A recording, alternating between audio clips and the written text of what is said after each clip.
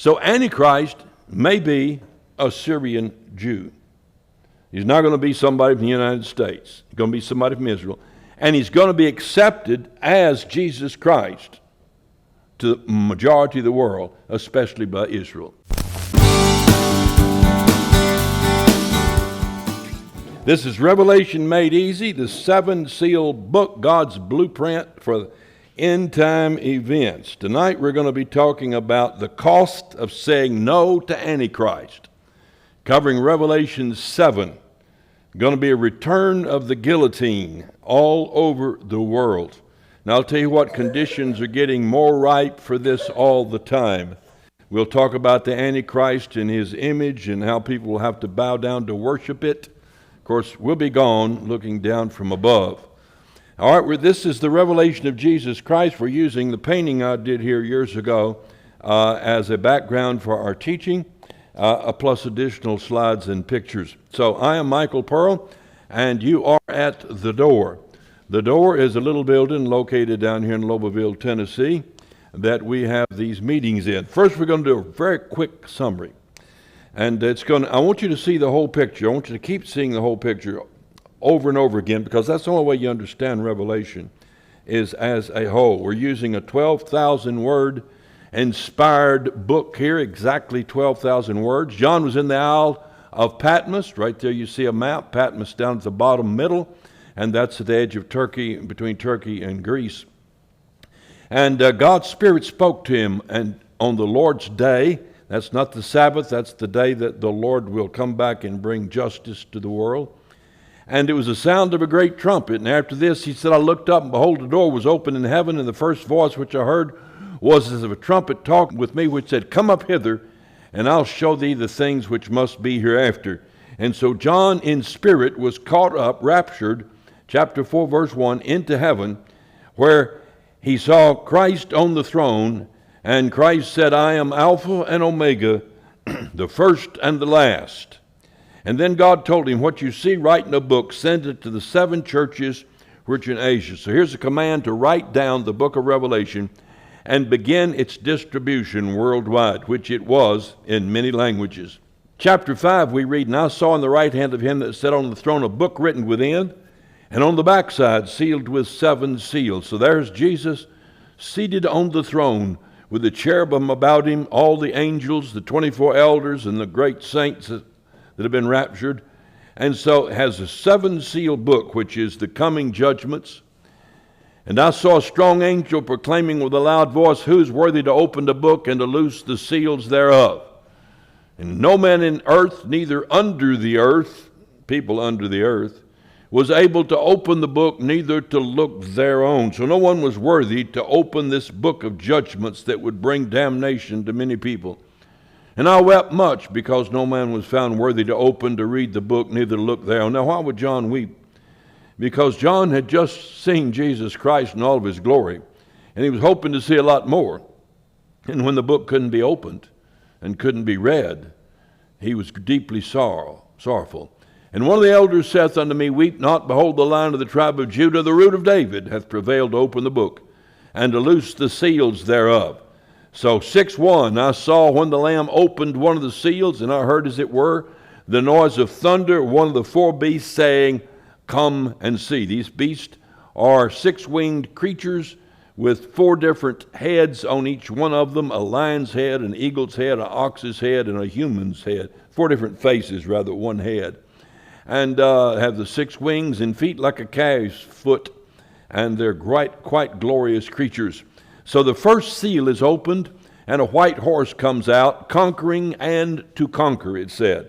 This is a heavenly creature, someone riding a heavenly horse, coming down to cause men to take actions, or to release them to perform the actions that really is in the heart, which is war. And so conquering begins on a scale even above what's going on today. Worldwide, there'll be different factions, especially one faction, and that's Antichrist. Antichrist, I have decided, is manifested on day 1. Clear passage on that in the Old Testament, the book of Daniel. Daniel 9:25. Now, we won't go into Daniel. Maybe we'll teach it later, but Daniel is really, if I didn't understand something of Daniel, I wouldn't be able to understand Revelation, wouldn't be able to teach it to you. Know therefore and understand that this is God speaking to the prophet by the angel to Daniel. Know therefore and understand that from the going forth of the commandment to restore and rebuild Jerusalem under the Messiah the Prince. Now Daniel is in captivity in Babylon, and he's told that from the time that a commandment goes forth, and it's named in another book, is King Cyrus will give the commandment. 200 years before he was born, his name was given. It said Cyrus will send the Jews who were now in captivity back to Jerusalem to rebuild it. So from the time that commandment goes forth shall be until Messiah the Prince. So the Messiah is going to come, shall be 7 weeks and 62 weeks. The streets shall be built again, and the wall even in troublesome times. And after 62 weeks shall Messiah be cut off, but not for himself and the people. He won't be cut off for something he did. But for the prince that shall come shall destroy the city and the sanctuary. So there's another prince, not Jesus, but a prince of the power of the air, coming, who will destroy the city and the sanctuary, and the end thereof shall be with a flood unto the end of wars, desolations determined. And he shall confirm the covenant with many for 1 week. And the midst of the week he shall cause the sacrifice and oblation to cease. That week is right here painted, the book of Revelation. 7 years, week of years. Don't have time to prove to you that that's the way the Hebrews and the Jews use the word week, but it's a package of 7. It can be 7 days, 7 years, and in some cases it's 7 years, 49 years, and then it's also 7 70-year periods, 490 years. That's common in the Jewish understanding. He'll confirm the covenant for many with 1 week. So that means that Antichrist is going to have to be number 1 on the scene, concurrent with the white horse, the first seal being opened. So Antichrist will be here. Now, he won't be probably manifested that he's Antichrist until the middle of the tribulation. But he will be there making war right at the beginning. Now, many commentators teach that the white horse rider is Antichrist. And we've shown you quite clearly that's not the case. But he'll be stimulated to make war by that heavenly creature. And in the midst of the week, that's 3.5 years, he shall cause the sacrifice and oblation to cease. That means that the temple is rebuilt, and the Jews are offering sacrifices in it. And that passage plus others tell us that the Antichrist is going to shut down the Jewish sacrifice. And he's going to create an abomination called the abomination of desolation, where he offers the blood of unclean animals, or most likely the blood of Jews, whom he's decapitating, offers them on the altar, and he sets himself up in the temple claiming to be God. So that is going to happen in the middle of the 7 years. It said he'll cause the sacrifice and oblation to cease, and for the overspreading of abominations he shall make it desolate, make the temple uninhabitable by the Jews, even until the consummation, that is, until the end of the tribulation. And that determined, God determined this beforehand, shall be poured upon the desolate. And that's the last 7 years. That's especially the vials and the trumpet judgments poured out during the last 3.5 years. So the temple will be rebuilt in Jerusalem, and sacrifices will be offered. Now, that's not to say that it won't be rebuilt before the rapture and the beginning of the tribulation. In fact, I suspect it will. I don't know how they get it built in a few months. Otherwise, it's going to be quite a magnificent structure. So it probably will already be built and in use before the beginning of the tribulation. And there was given me, John said, a reed like unto a rod, and the angel stood, saying, Rise, measure the temple and the altar and them that worship there. Again, They're there in the temple and they're worshiping. But the court which is without the temple leave out, this is interesting, and measure it not. So the temple has an outside court, don't measure it. He's like a builder. He's putting down the tapes, he's running the strings, he's conceiving of this structure. For the outer part, don't measure it, it's given unto the Gentiles. And the holy city shall they tread underfoot 42 months. Now that's 3.5 years. So he said the temple's going to be rebuilt, but it won't be its full measure. It'll be limited. We'll find out another place there's going to be a wall built. We'll read that in a moment. And it'll separate the holy temple from the profane place. So the temple is going to share a spot with something profane. Ezekiel predicts a profane place adjoining the temple. Right now, on the bottom left of your screen is the Mosque of Omar, or the Dome of the Rock. That is the third most holy site for the Muslims. They never saw a miracle from Muhammad, but they claim that his horse jumped and went straight to heaven from that spot right there. That was a big jumping horse. And so they made that a mosque, and now they store weapons in it and attack Jews. So it is a profane place, and it's sitting right on the mount where the temple used to sit. In fact, it's speculated the temple would be just a few feet, in terms of a few yards from that mosque if it were rebuilt, if built on the old site, which it will be. Now, here's what Ezekiel said, 42. He measured, God is speaking to him in a vision and telling him to measure the temple and the implements. The new temple. And he measured it by 4 sides. It had a wall round about 500 reeds long and 500 broad to make a separation between the sanctuary and the profane place. So Ezekiel predicted that placement of the mosque and the profanity of it years ago. Now, the second red horse rider comes taking peace from the earth, that they should kill one another. So Antichrist is involved in this, but so are the other nations, because all the nations are fighting against each other. Antichrist is not going to conquer the world. In the end, there's going to be 4 world powers converge in the valley of Megiddo and fight the final battle there, and it'll be an extended, bloody battle that'll kill most everyone until Jesus comes back and kills all of them. And after these things, we're beginning in chapter 7 now. After these things I saw 4 angels standing on the 4 corners of the earth. You flat earthers, you don't even believe the earth has 4 corners. You believe it's round like a disc. If you listen to the news or to the weatherman, he'll speak of the 4 corners or the 4 winds. History speaks of the 4 corners. Sailors said, I've traveled to the 4 corners of the earth. In other words, they've gone north, south, east, and west as far as their ship would take them. Now I saw these things. I saw 4 angels standing on the 4 corners of the earth, holding the 4 winds of the earth. And the wind should not blow on the earth, nor on the sea, nor on any tree. So these angels are preventing something that's going to take place with the 3rd seal. This is the 2nd seal. They're preventing something that'll take place with the 3rd seal. The 3rd seal brings inflation and famine. So they're told not to bring that yet in the 2nd seal. Saying, hurt not the earth, neither the sea nor the trees, till we've sealed the servants of our God in their foreheads.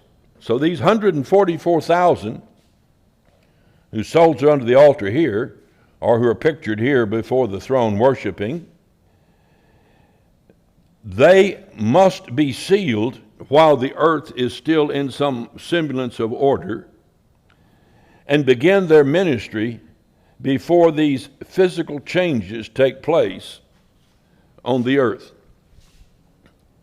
Now, he's not doing, and we're going to show you this chronologically. There's no 6th seal or trumpet or vial judgment until the 144,000 are sealed. So we finally come with a 4th seal, which brings death and hell, where over 1/4 of the earth dies from hunger, disease, and beast. Now, all of these 4 horse riders began early in the tribulation, but their work extends throughout the whole tribulation, carries them right down to the end.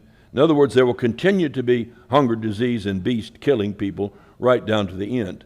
And there will continue to be death and hell following and reaping widely across the earth during that time. And when it opened the 5th seal, I saw unto the altar the souls of them that were slain for the word of God, for the testimony which they held. And they cried with a loud voice, saying, How long, O Lord, holy and true, dost thou not judge and avenge our blood on them that dwell on the earth? Several times it repeats the 144,000. In fact, this is their story. They're the ones causing this from a human standpoint. They're the ones who've been persecuted by Antichrist, and they're praying for vengeance. Now, I think they were being killed probably into the 2nd or 3rd year here. They were being killed already. And so the latter half of the tribulation, the trumpets and the vials, that's when it really gets nasty. And that is an answer to their prayers. Now, the 6th seal here is especially the latter half of the tribulation. So you see the souls under the altar there that we point to, little eyeballs. Here's a better picture of them. And white robes were given to every one of them, and it was said to them that they should rest yet for a little season until their fellow servants also and their brethren, both the Jews and some saved Gentiles, that should be killed as they were, should be fulfilled. And we know how they were killed. They were killed by decapitation. Their souls were already under the altar in the 5th seal after the 4 horsemen. 7:1 again. After these things I saw 4 angels having the 4 winds blowing. He said, I saw an angel ascend from the east, having the seal of the living God, cried with a loud voice to the 4 angels to whom it was given to hurt the earth and the sea. That's what they're going to do. Hurt not the earth, neither the sea, nor the trees, till we've sealed the servants of our God. So there are 144,000 are sealed before the earth is hurt. Now, I've diagrammed this for you where you can understand it. This is viewed chronologically. Now, I may change here somewhere along the way, but this is my best understanding of what I can gather. Granted, there's some assumptions I jumped to here. It's not specifically spelled out that way, but when he tells us things like, don't hurt the earth until they're sealed, then we know that they must be sealed before the earth is hurt. And so that gives us a way to put it in a time frame. So the Antichrist comes first with the signing of a covenant. Now, that covenant is probably going to be with Israel. He's going to sign a covenant with the nation of Israel to guarantee them peace and safety. Well, for when they cry peace and safety, then sudden destruction cometh upon them. So the Jews are going to turn to this magnificent character that is so effectual in making war. Now, I hear people today saying that Trump is the Antichrist or Putin is the Antichrist. That's people that know about as much about the Bible as I know about lobotomies. I could not do a lobotomy on you except with a machete, and I'm afraid you wouldn't walk away from it. There are people spouting that this person or that person is Antichrist. We're going to show you in a little bit, Antichrist is going to be a Syrian Jew. He's not going to be somebody from the United States. He's going to be somebody from Israel. And he's going to be accepted as Jesus Christ to the majority of the world, especially by Israel. He's going to be a Christ figure, a religious figure, not a political figure. And then you got the first seal, the second seal, and then we read in chapter 6 and 7, an interval there when the 144,000 are sealed, and that takes us back to that interval between 2 and 3. 144,000 are sealed, then you got the 3rd and 4th riders, seals, and then you have the souls under the altar in chapter 5.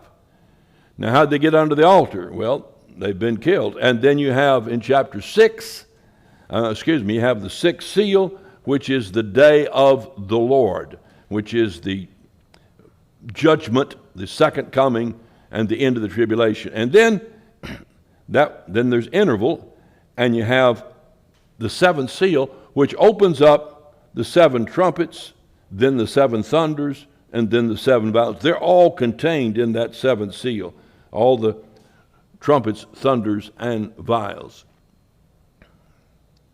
So 144,000 sealed. And I heard the number of them which were sealed, and there were sealed 144,000 of all the tribes of the children of Israel. Now God knew that people were going to want to be part of that 144,000. They're going to want to claim, yeah, I'm one of the 144,000. The Jehovah's Witnesses did that when they started off. And then they realized their number was 500,000.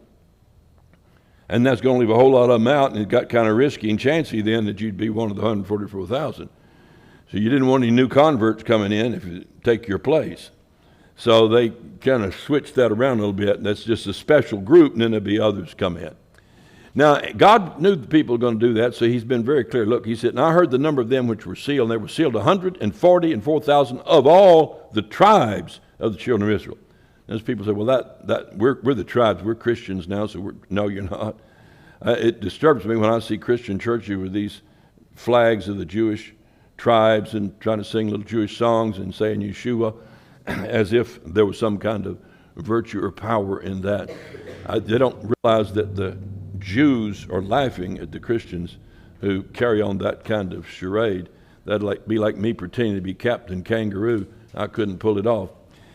7:5 of the tribes of Judah were sealed 12,000. Of the tribe of Reuben were sealed 12,000. Gad, Asher, Naphtali, Manasseh, Simeon, 12,000. Levi, Issachar, Zebulun, Joseph, and Benjamin were sealed 12,000. So the book of Revelation leaves out Ephraim and Dan. It doesn't mention them. Instead, it puts Levi and Simeon in their place. So why would it do that? Two missing. Well, if you remember, Manasseh and Ephraim were the two sons of Joseph. And so Joseph split his inheritance in two and gave it to his two sons. So two tribes were named for the two sons of Joseph.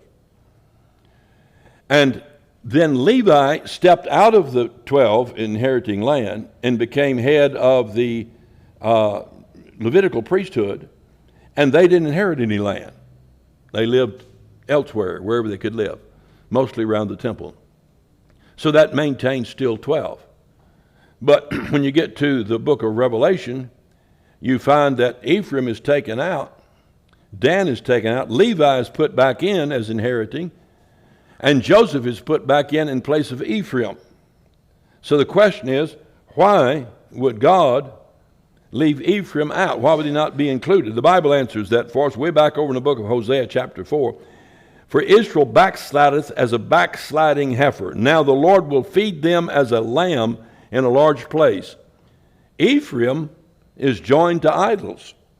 Let him alone. So Ephraim became, plenty of history on it in the Old Testament, became a totally idolatrous tribe. So God just forsook Ephraim. Now why is Dan not included? They left God for worship of devils. 1 Kings 12:28. Wherefore the king took counsel and made, this is the king of this northern tribe where Dan is calling the shots. Wherefore the king took counsel and made 2 calves of gold, like they did in the wilderness, and said unto them, Is it too much for you to go up to Jerusalem? Behold thy gods, these calves of gold. Sound like in the wilderness. O Israel, which brought thee up out of the land of Egypt. You think that'd be worn out by then with the scriptures. And he set the one in Bethel and the other put in Dan. Now see, the devil image is a calf's image. He's a cherub, and his image, Ezekiel chapter 1 and chapter 10 reveals, is the image of a oxen. So that's why the devil keeps provoking people to give worship to calves or cows like they do in India, where they're honored and not killed. Allowed to walk and crap all over the place and make a mess of everything. So he said he set the one in Bethel and the other golden calf he put in Dan. And this thing became a sin for the people, went up to worship before the one, even to Dan. So they're worshiping the devil here. And he made a house of high places, and that's up on hills. They put little little shed, little pavilion, little gazebo, and some walkways and roses, and plant some trees, and put the statues up there, kind of like a Catholic garden with the saints all in it. And that's where they would go to hang out and fornicate and worship. He made a house of high places, made priests of the lowest of the people. So he hired people real cheap to be priests, low-class people, got out of the gutter, which were not of the sons of Levi. That's why God forsook Dan. Now, Antichrist may come from the tribe of Dan. You're fixing to hear something new no one's heard before. I don't think they have anyhow. I haven't read it. Dan, when Jacob has 12 sons, and he's going to die. So he brings them in, and he does this blessing thing over them. Puts a blessing on each one of them. And you're shocked when you read it, when he comes to Dan. It's out of character with all the others. He said, Dan shall be a serpent by the way, an adder in the path. That's not good. That biteth the horse's heels, so that his rider shall fall backward. And of Dan he said, this is another place in Deuteronomy, Dan is a lion's whelp. He shall leap from Bashan. So Dan is spoken of rather negatively in the scriptures. Now Bashan is in modern day Jordan and Syria, in what would be the western part of the so-called Golan Heights. That's where Dan is located. So Dan is going to leap into Israel from Bashan, from Syria and Jordan area, which is pretty far east of where they are, where Israel is. So Antichrist may be a Syrian Jew. Micah's prophecy concerning Syria and Dan. Micah says, now gather therefore in troops, O daughter of troops. He hath laid siege against us. They shall smite the judge of Israel with a rod upon the cheek. That's Jesus. That's what happens in the book of Matthew. We read about it. It's referred to as a prophecy of Christ. But thou, Bethlehem Ephratah, that's where Jesus was born, though thou be little among the thousands of Judah. And Jesus came from tribe of Judah, from Bethlehem Ephratah, which was 2 Bethlehems, and that's the little town right there. Yet out of thee shall he come forth unto me that is to be ruler in Israel, whose goings forth have been from old, from everlasting. In other words, there's never a time when he started. He's always been going forth. That's a prophecy of Jesus.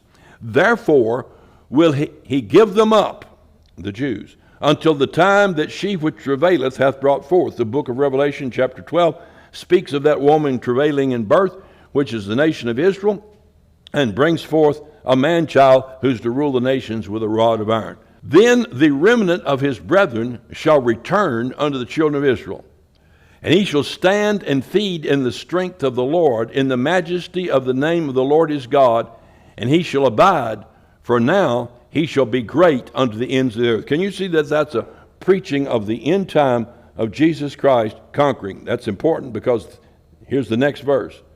And this man shall be the peace. That's Jesus, will be the peace. When the Assyrian shall come into our land. So there's a prophecy that someone is going to come into Israel at the end time, and he's going to be an Assyrian. When he shall tread our palaces, Antichrist will do that. Then shall he raise up against him 7 shepherds and 8 principal men. And they shall waste the land of Assyria with a sword, and the land of Nimrod in the entrance thereof. Thus shall deliver us from the Assyrian, when he cometh into our land, when he treadeth within our borders. So Israel's still going to be a fighting entity during the tribulation period. And the remnant of Jacob, that's the ones left over of Israel, shall be in the midst of many people as a dew from the Lord. This is current prophecy right here. The Jews are going to be scattered around the earth and will be to each place where they are as a dew from the Lord, as the showers upon the grass, that tarrieth not for man, nor waiteth for the sons of men. The dew comes every day, regardless of what man does, and it waters the ground and waters the plants and makes them grow. That's what Israel's going to be to the world. Do you realize right now that Israel is providing desalinated water to Jordan, to Syria, to the Gaza, to the Lebanese, all over the place. They're providing. And then they're going out into foreign countries and desert places like Saudi Arabia and some of those desert places, and they're teaching them how to desalinate the water and providing it for them. They're providing medical and medicine and all kinds of building techniques and whatever. They're helping the whole world. And the remnant of Jacob shall be among the Gentiles in the midst of many people. So a remnant of Jews are going to be scattered in many people. That's a good prophecy. It's fulfilled. As a lion, so they were going to be dew, but they're also going to be as a lion among the beasts of the forest, which is king. As a young lion among the flocks of the sheep, which tears and eats, who if he goeth through both, treadeth down and teareth in pieces, and none can deliver. So the Jews are going to be known for two things in these latter days. They're going to be known for being like dew of blessing on all the people, but they're also going to be known like a lion among sheep that tears and rips and kills and destroys and delivers people into pieces. Good prophecy that's been fulfilled and is being fulfilled. Thine hand shall be lifted up upon thine adversaries, and all thy enemies shall be cut off. And I'll execute vengeance and anger and fury upon the heathen, such as they have not heard. That's Micah 5. That whole chapter is a prophecy of Jesus Christ coming and what will be accomplished in the course of his life. Now, here we are in Deuteronomy 8. We looked for peace, but none came. For time of health, and behold trouble. The snorting of his horses was heard from Dan. The whole land trembleth as the sound of the neighing of strong ones, for they are come, have devoured the land, all that is in it, the city that they dwell in. For behold, I will send serpents and cockatrices among you, which will not be charmed, so forth. So Dan declined in numbers and influence until by the time of Ezra, the rebuilding the temple, 400 years before Christ, Dan had ceased to exist as a functional tribe. This could explain also why Dan is listed among the tribes and not listed among the tribes. Also in 1 Chronicles 4 through 7, he's not listed in that early date. And Revelation chapter 7, he's not listed. So the Bible is very sharp and up to date. Now, back to Revelation 7. Finish up here. After this I beheld and lo, a great multitude, which no man could number, of all nations, kindreds, and people, and tongues, stood before the throne, and before the Lamb, clothed with white robes, and palms in their hands. And they cried with a loud voice, saying, Salvation to our God, which sitteth upon the throne, and to the Lamb. And all the angels stood around about the throne, and about the elders, and the four beasts, and fell down before the throne on their faces, and worshiped God, saying, Amen.